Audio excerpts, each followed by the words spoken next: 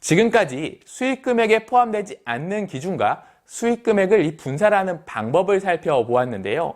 경비 처리를 통해서도 종합소득금액을 줄일 수 있습니다. 바로 기장과 증빙서류를 준비하는 것인데요. 개인사업자는 장부에 의한 신고나 장부가 없는 추계신고 선택이 가능합니다. 장부 작성 신고의 경우 수입에 따라 사업장별로 복식북이나 간평장부를 작성해서 신고해도 되고, 장부를 작성하기 어렵다면 국세청에서 정한 경비율을 적용해서 신고하게 되는 거죠. 먼저 복식북이 대상자는 표와 같은데요. 개인사업자 중에서 해당 수익금액 이상이거나 전문직 종사자가 해당이 됩니다. 수익과 지출이 발생할 때마다 이 대차를 적어서 해당 과목에 따라 자산부채 수익 비용으로 과목을 분류해서 장부를 작성해야만 합니다. 만일 당해년도 이 결손이 났다면 소득세를 납부할 필요가 없습니다. 그리고 해당 결손 금액은 향후 발생하는 소득에 대해 공제받을 수 있습니다. 만일 복식북이 의무자가 기장을 하지 않았다면 결손이 나더라도 당연히 결손 사실을 인정받지 못하고 결손금에 대해서 2월 공제도 받을 수 없습니다. 거기에 무기장 가산세와 신고 불성실 가산세까지 부담해야 하는 불이익이 발생하게 됩니다. 수익 규모가 이 복식북이 의무자에 해당하지 않는 사업자의 경우 간평장부 작성을 고려해 볼 수 있습니다. 간평장부는 복식북이 의무를 면제해 주는데요. 간편장부를 작성하는 경우 2월 결산 송금 공제, 감가상각비나 준비금 등 필요 경비를 인정받을 수 있기 때문에 기장을 하는 것이 유리합니다. 그리고 복식북이로 소득세 신고를 하면 20% 세액 공제를 받을 수 있습니다. 장부를 작성하지 않은 사업자도 국세청이 정한 경비율을 적용해 종합소득세 신고가 가능합니다. 바로 추계신고라고 하는데요. 기준경비율과 단순경비율 적용 기준은 이 다음과 같습니다. 추계에 의한 소득금액 계산에 해당하는 사업자 중 이 기준경비율 적용 대상 사업자는 이 사업에 필요한 주요 경비에 대해 증빙을 갖춘 경우에 한해 필요 경비로 인정받게 됩니다. 결국 기장을 하고 증빙서류를 갖춘다면 무기장 가산세나 신고 불성실 가산세까지 부담하지 않고 거기에 필요 경비를 모두 인정받을 수 있습니다. 또한 이 향후에 발생할 소득에서 공제를 받는 등의 이점이 있기 때문에 가능한 기장을 하는 것이 유리합니다. 지금까지 종합소득금액을 낮추는 방법을 소개해 드렸습니다. 종합소득금액은 개인이 벌어들인 이익금에 해당합니다. 사실 여기에 세금을 과세하면 되지만 이 소득으로 이 소득자의 가족이 생계를 유지하기 때문에 소득세법은 이 종합소득금액에서 가족수를 고려한 추가적인 공제를 합니다. 이를 종합소득공제라고 하는데요. 이 기본공제, 추가공제, 연금보험료공제, 주택담 노후연금 이자비용공제, 특별소득공제, 조세특례제한법 공제가 있습니다. 결국 종합소득공제를 통해 종합소득과세표준을 계산하게 되는 것입니다. 종합소득과세표준이 세율과 밀접한 관련이 있기 때문에 소득공제는 매우 중요하죠. 세금을 부과하는 대상이 되는 금액에서 일정한 금액을 빼서 소득 구간 자체를 줄여주기 때문입니다.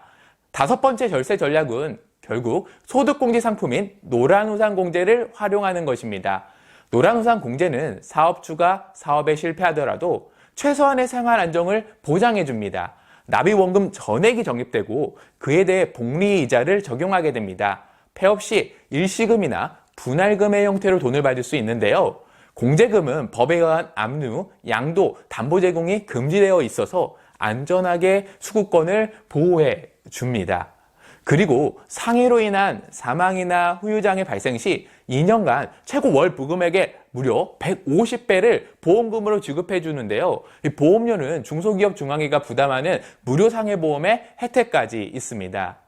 노란우산공제는 이 개인 사업자의 연간 사업소득 금액에 따라 이 소득공제 한도가 달라지게 됩니다. 참고로 공제 대상 중 부동산 임대업 소득 금액은 제외되고요.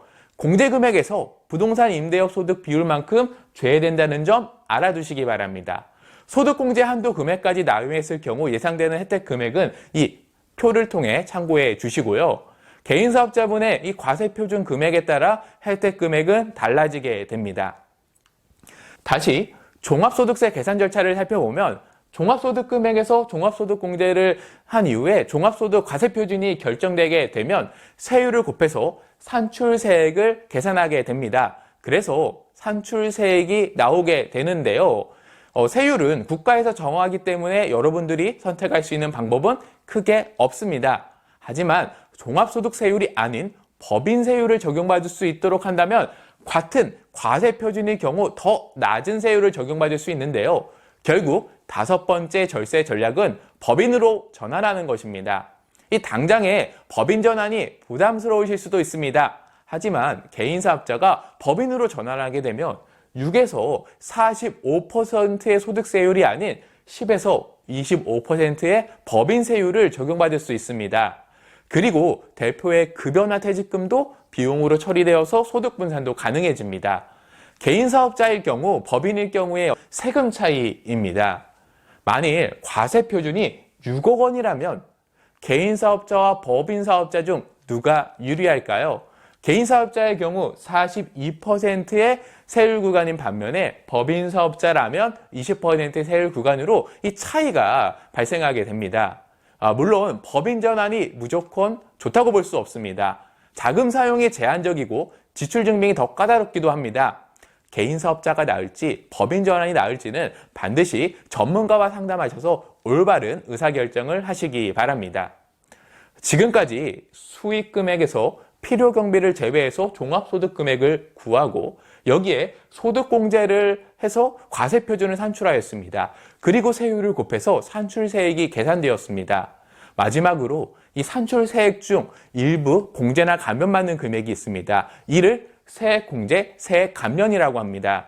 세액공제는 이 계산된 세액에서 또 한 번 빼주는 항목으로 이 소득에 관계없이 해당 항목에 대해서 동일하게 감면받는 것으로 내가 내야 하는 세금 자체를 줄여주는 것입니다.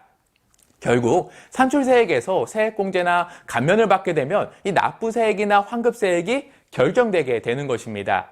여기서 마지막 절세 전략이 나옵니다. 바로 세액공제 상품을 활용해서 세금을 환급받는 것인데요. 연금저축을 가입하는 것입니다. 연금저축은 개인이 노후 생활을 안정적으로 준비하기 위해서 자발적으로 가입하는 것입니다. 이 자발적 가입을 독려하기 위해서 국가는 세액공제 혜택을 부여하였는데요. 개인 사업자의 경우 이 연간 소득 금액에 따라서 최대 세액공제 한도는 이 표와 같습니다. 소득공제와 다르게 혜택 금액이 일정하게 정해져 있죠. 참고로 2020년부터 2022년까지 만 50세 이상의 경우 세액공제 한도를 기존 400만 원에서 600만 원으로 올려줍니다. 지금까지 종합소득세 계산 원리를 살펴보면서 개인사업자의 소득세를 줄일 수 있는 전략을 소개해 드렸습니다. 이번 기회에 모르고 큰 세금을 납부하고 있는지 점검하시는 계기가 되시기 바랍니다. 여러분들의 사업이 크게 번창하시길 바랍니다. 시청해 주셔서 고맙습니다.